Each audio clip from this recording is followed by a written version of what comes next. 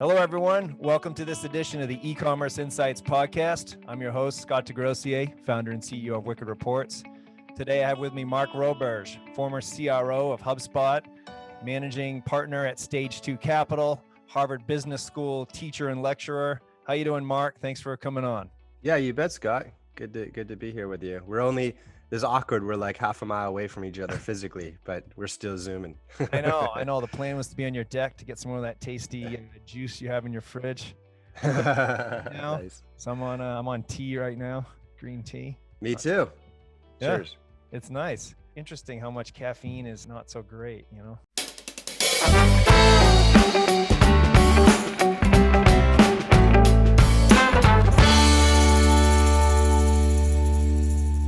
So we're mostly e-commerce in 10% SaaS in the audience, but I felt there was a lot of parallels in what you teach from when I've seen you present at HubSpot's annual events, and I've seen some of your YouTube videos and whatnot.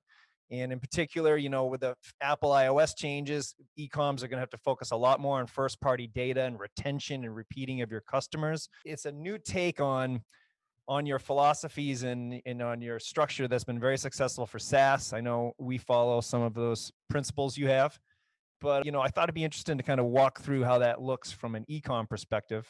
I thought that'd be pretty cool, kind of different for you too, Oh, I'd love it. I'm going to learn too, because I do believe this framework is applicable beyond SaaS, and I know it is because I've used it in those situations.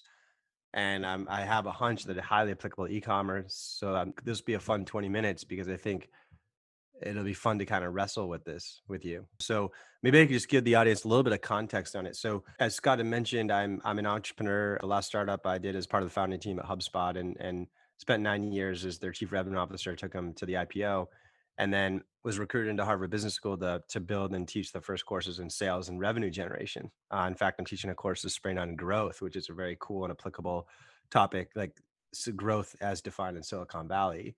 Like growth hacking is not the right word, but growth marketing, that kind of stuff.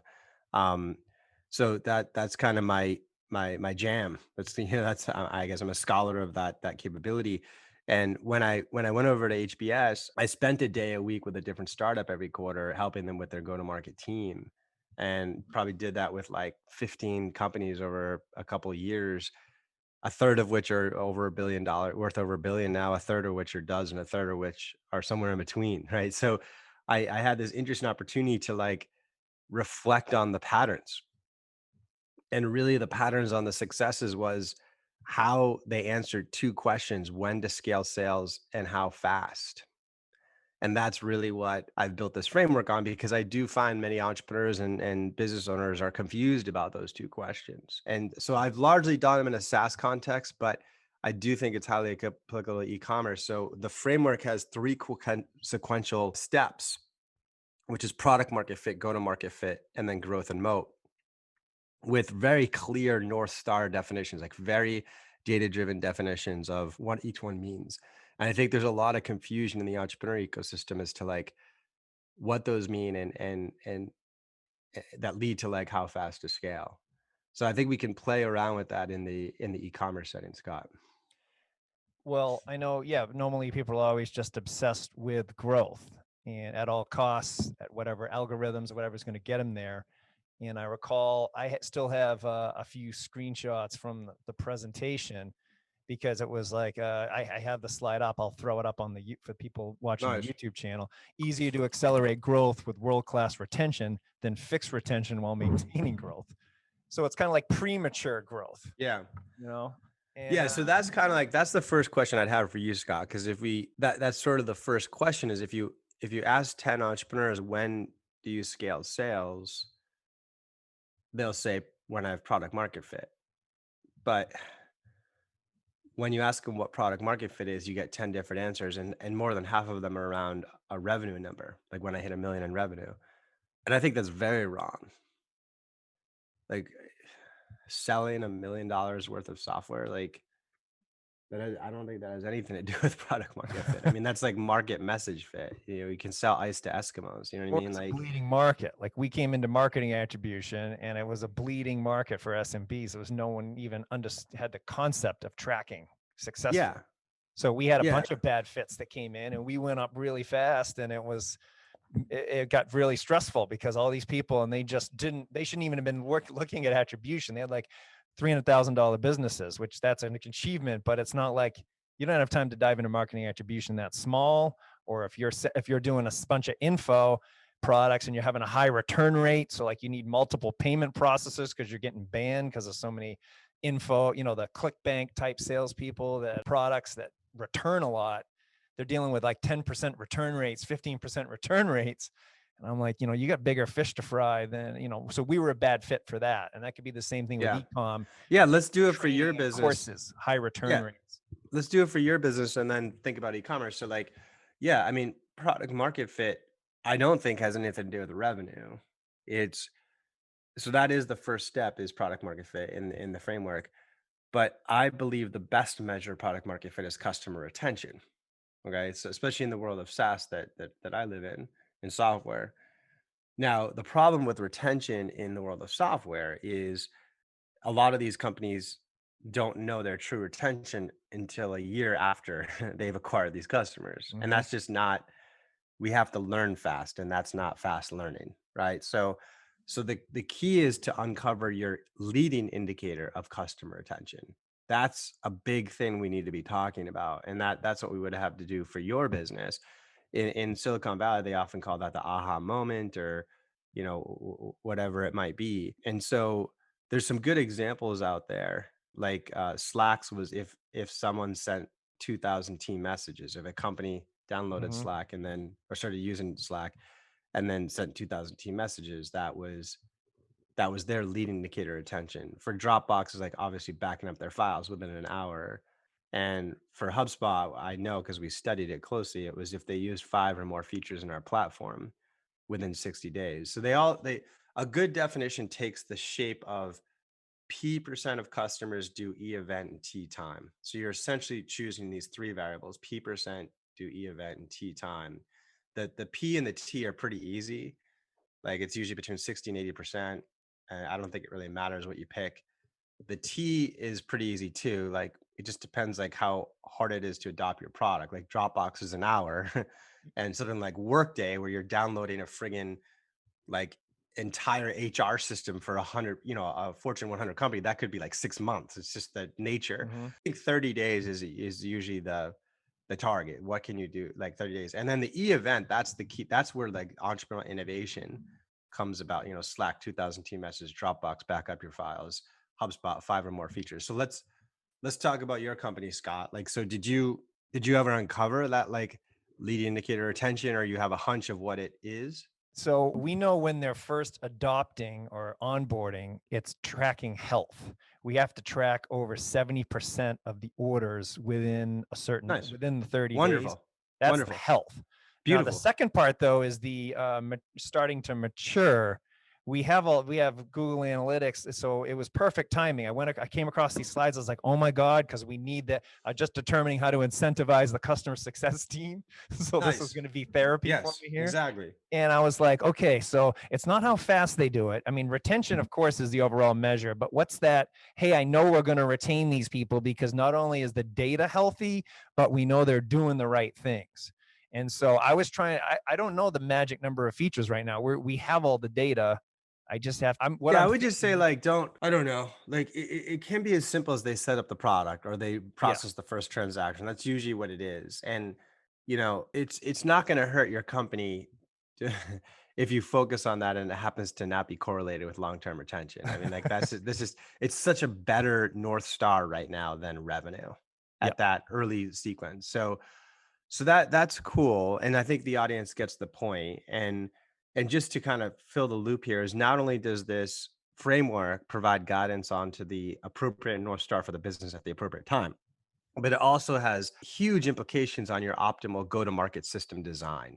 Who do you hire for a salesperson? How do you compensate them? How do you price the product? What sales playbook do you run? Right. So at this stage, if you've established that your North Star, let's just say, Scott, for your new product, it's that they set it up and process a transaction, Mm-hmm. or like start processing data. Okay. That's a great North Star. So if we were at that stage of the business, what kind of salesperson do you hire if you were to hire one? definitely not the coin operated commission driven rep. Like that person's going to go out and like pitch your product, and the customer's going to say yes or no, and it probably know a lot, and it just doesn't work. Like you need Mhm. someone that's going to be very curious, do great customer discovery, understand what the customer wants, and then be able to communicate that back to you and your product team.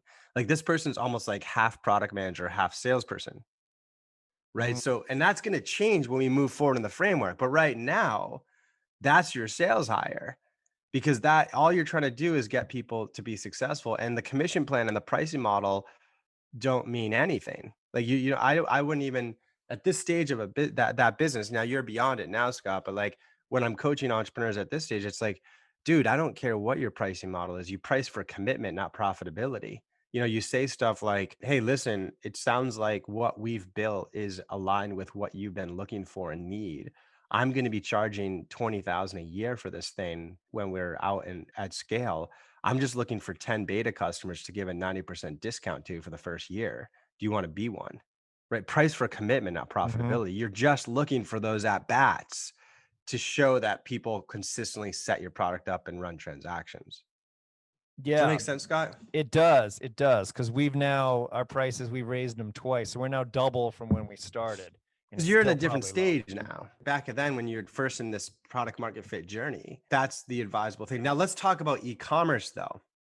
So help me paint the generic e-commerce listener, and let's see if this fits. So like they're just Okay. starting out. They're just Sure. starting out. Let's use because I can speak very directly to his data. Let's talk to my lobster friend. So he started out, creates a store, crickets, no one buys, And and he's a lobster fisherman, no, he's lobsterman. not actually. He just knew one.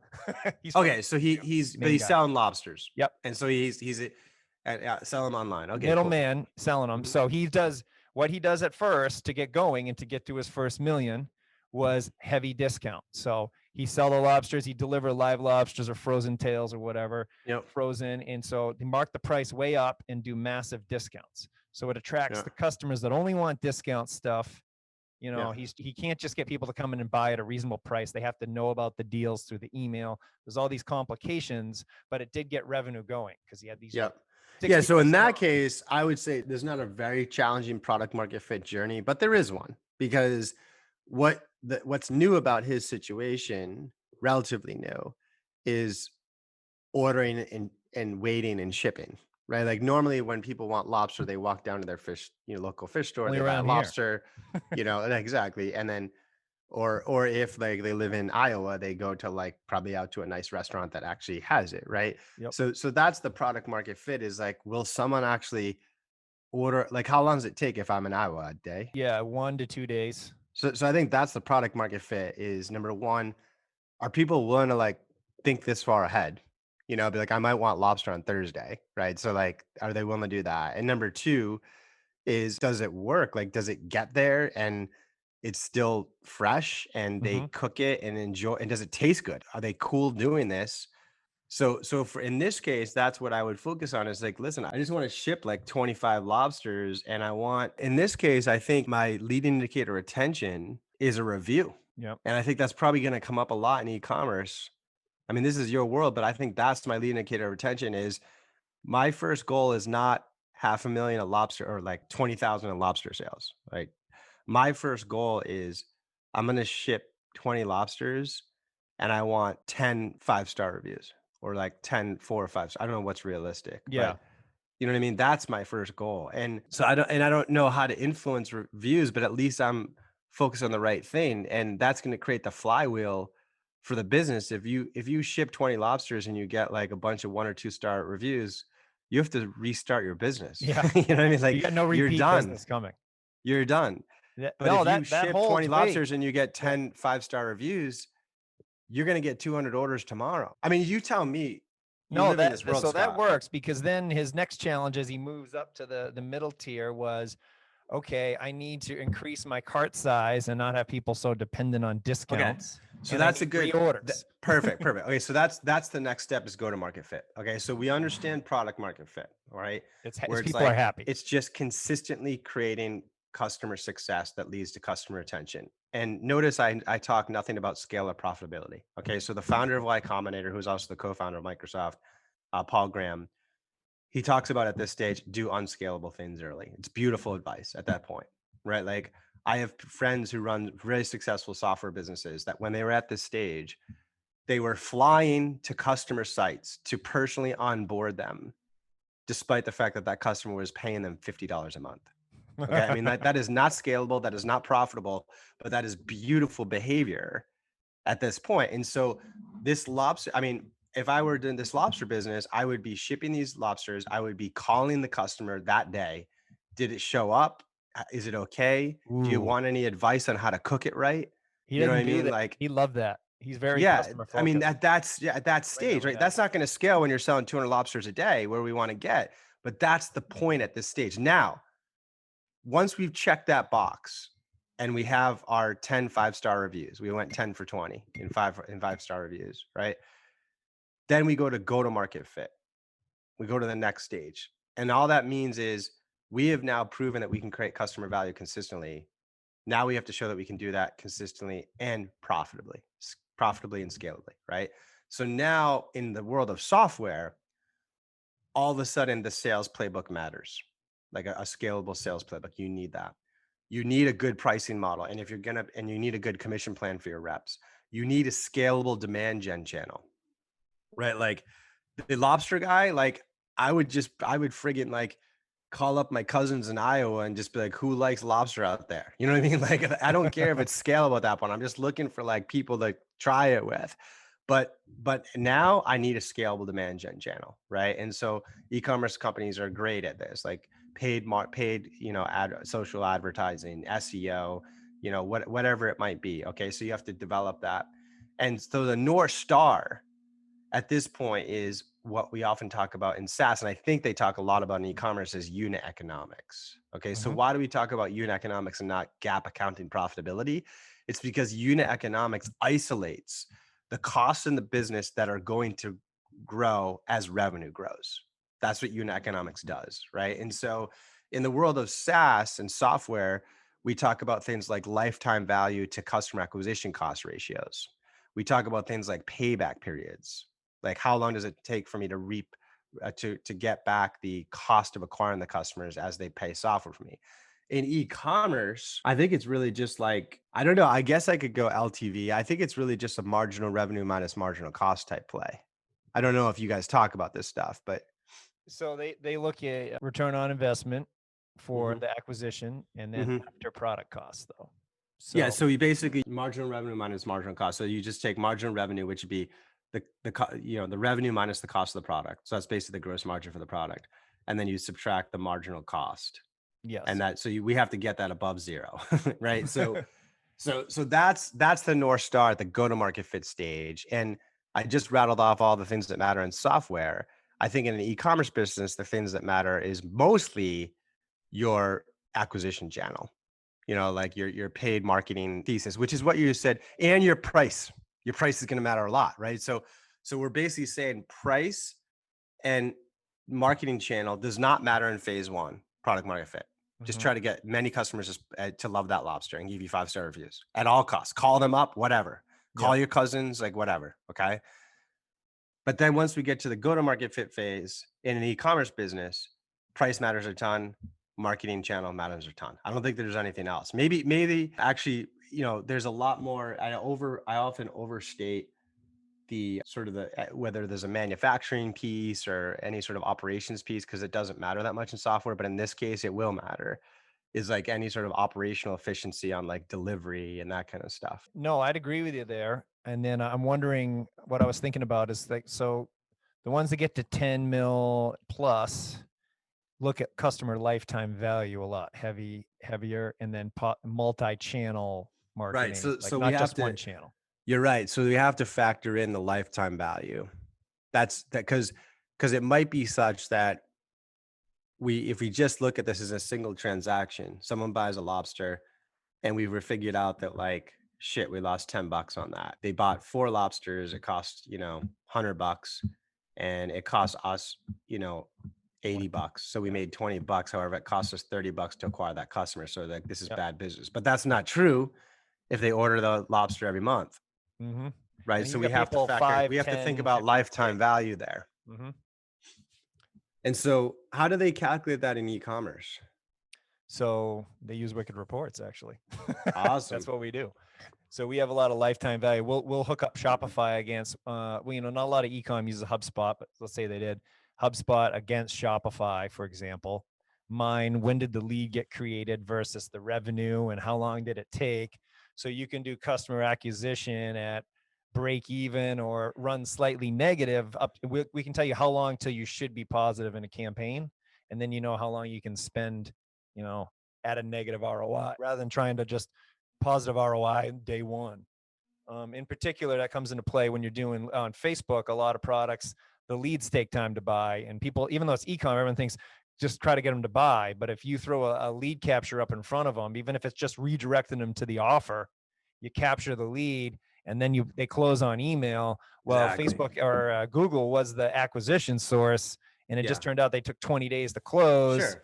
And then Exactly. that compound ROI, you can see pretty massive ROIs when you hit. I mean, it's 80-20 rule. Most of them will flame out, but you find those pockets of audiences that love your stuff, or some of the new Google audience targeting is pretty strong. Yeah. So, so once you have the go-to-market fit, you've worked that out, then you get into growth and moat. And in the software world, the mistake that people do is they hire too many reps too fast. And, really the teaching I need to do is to have them think about scale, not as like a one-time mass hiring of 15 salespeople, but instead establishing a pace. And this is actually, I think, going to be applicable to e-commerce, and probably something your software does. But like what I do is say, okay, now let's start hiring one salesperson, two salespeople every other month, and let's see what happens. Now, see if it works. Now, how most companies do when they're like, see if it works, is they wait for the quarterly P&L to come out, and that's like representative of what happened in your business 6 months ago. So what we'll do is we've set up the lead indicators of retention to measure product market fit, and we've also set up lead indicators of unit economics to measure go to market fit, right? So as opposed to waiting for someone to like renew and do all this kind of stuff and that sales cycle to go through, we're looking at leading indicators like, how many opportunities are being created, what's the close rate, what's the sales cycle. So in the e-commerce side, I mean, it's a lot more transactional. So maybe that's the lead indicator aspect maybe isn't as important, but things like, web traffic and conversions and nurturing cycles and that kind of stuff. And so we're looking at those dashboards, and that's what I call the speedometer. So that's really the lead indicator of how my business is doing. And if I start adding reps and those things stay green, I can go faster. And if they go red, I know really early and I can fix. So maybe I'm just projecting that might be the parallel to e-commerce is, hey, now that you've set up these dashboards around the lead indicator attention, like, are you getting the same rate of 5-star reviews? As your success staying stable? And your lead indicators of unit economics, which is your conversion rate to purchase, your nurturing cycles, your repurchase cycles. I'm just guessing here. Sprinkling like money on top of your social media campaigns or whatever. And you start with like, let's throw an extra like 50,000 and see what happens. And if they stay green, let's go to 100,000. If they stay green, we'll go to 150,000. Because everyone knows that these channels are eventually going to saturate, or things will change. The economy changes, the competitive landscape changes, whatever. And so very early, but I'm just projecting there, Scott. Well, no. So yeah, you'd keep the same indicator on. It'd be by cohort. The people that are the first time buyers, what's the percentage reviews that are 5-star? Yes, wonderful. And then the ones that have been around for over 90 days, how many have repeat purchased? Is the rate going up or down? And Yes, what's it's the cart awesome. value on the second? Is it up or down? And then the ROI is more of a 90-day game, but you can look at your 90-day ROI and saying, hey, as long as it's positive in 90 days, I can pour it on, because I'm not trying to say, hey, come buy my stuff day one and they have to close. Exactly. And That's then you got awesome. all three. It's a Held great up pretty parallel. well. Yeah, it's awesome. That's nice. Couple questions for you on marketing data too. If we got a few minutes left here. Marketing attribution. You were the CRO at HubSpot, so this is applicable to ecom too, though. What did you use for marketing attribution back then, or was there even? What'd you We have? hacked our own stuff. I mean, we largely used our tool, but like it took some. Yeah, we pretty much just used our tool, right? So we did first touch attribution, and the tool measured that. So Mm-hmm. we would understand what a lead converted. First off, like let's say someone came to our website and didn't convert, then obviously we created a cookie on them. The software created a cookie on them such that if they came back a week later and that time downloaded an ebook, we knew that wasn't a direct visit. It was from the original week before, where they had Mm-hmm. come from an organic search for like marketing strategies, right? So Yep. we did first touch attribution on original visit. And so then if that came from an SEO search, then we would attribute that to organic search. And if that ended up being a sale, that's where that would come from. Nice. So yeah, but it's complicated, with B2B because you have stuff that comes from marketing, and then you also have salespeople that are like cold calling accounts and going to trade shows and that kind of stuff. And that stuff gets really hard in software because when you're scaling a business, you'll have goals like we're going to try to get like 30 million in revenue this year, and we want half of it to come from marketing generated leads and half of it to come from sales generated leads. And so if all of a sudden like sales gets like a meeting with a really big account, like the way you set up the goals, marketing is disincented to help. Right, marketing they wants to shut down marketing to that account because they're not going to get credit. But that's the exact opposite behavior that you actually want to have happen. Like if all of a sudden we got a meeting with a mid-level manager, we want to triple down on Yeah. marketing to Got to that account. retarget the hell out of them at that point. Yeah, exactly. So that's where it gets really tricky. And I actually haven't even I've asked a lot of really big name CMOs how to handle that. And I don't think there's brilliant stuff out there. It's just a very hard problem. No, it is. When we try to track that for people, it works. We can create a timeline of the user, but there's still that custom event tagging that a sales rep has to do. And they're just trying to make sales. They're not going to follow process. Exactly. At least not usually well enough. How important is accurate customer lifetime value to marketing attribution? Like, did you guys have it there, or how did you calculate? Yeah. I mean, we had everything come down. We measured all of our channels, organic versus paid versus email, trade shows. We measured lifetime value to CAC ratios and payback periods. And I actually teach a really intense case on this at HBS on attribution. And at the end of the day, like our faculty's position and those that are very close to practice is it's never going to feel perfect, but you just need to have you need to try and just be consistent in how you do it. There's going to be some compromises to it, but it's going to be better than just throwing up your hands and not doing it. We would get it all the way down. And again, we use mostly a first touch attribution model. It's strategic and directional. One last thing. So why do you think it doesn't seem like none of the top SMB CRMs have fully embraced a marketing attribution solution? Progress been made at HubSpot at least, but why is that? Is it just hard, or what? I think we're just I think the industry is still just getting there from an education standpoint. I think it's coming, but I think it's one of those waves that was adopted in the basements and hallways of the companies that are huge, where it means a lot. And it's just it's a science and capability that is coming, because the SMBs are adopting it and succeeding. And when that happens, everybody's going to follow. So I just think we're at a certain phase of the adoption curve. Very astute. That's what I've noticed. Okay, so we mentioned at the beginning all the things that you're up to. Where can people learn more about you? Yeah, LinkedIn. I'm pretty active on LinkedIn. You can just follow me there. Great. Okay, thanks a lot for your time. Appreciate you coming on the show, Mark. Yeah, you bet, Scott. Thank you. Take it easy.